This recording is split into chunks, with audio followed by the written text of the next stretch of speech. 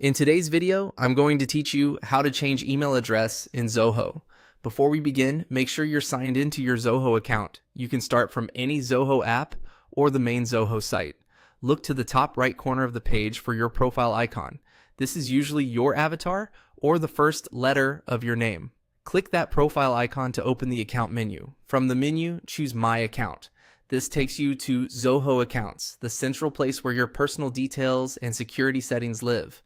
If you're prompted to confirm your identity, go ahead and complete that prompt so you can access your profile.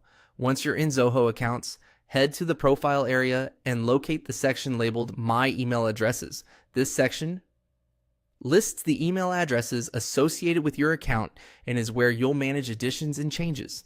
Select Add Email Address. A small window or panel will open for you to enter the new email you want to use. Type the email address carefully. It's important to use an inbox you can access right now because you'll need it for verification. Also, keep in mind that Zoho won't allow an address that's already tied to a different Zoho account, so choose an address that's unique to you. After you've entered the address, click Send Email. Zoho will send a verification message containing a one-time password or OTP to the new address you just added.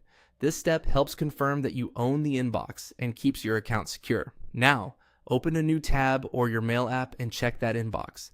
If you don't see the message within a minute or two, refresh and take a quick look in your spam or junk folder just in case. When the email arrives, note the OTP. Return to the Zoho Accounts page where you started and follow the on-screen prompt to enter that code. OTPs are time limited. If yours expires, use the on-screen option to request a new one and try again.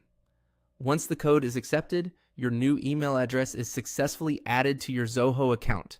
You'll now see it listed under My Email Addresses, and Zoho can use it for notifications and account-related messages.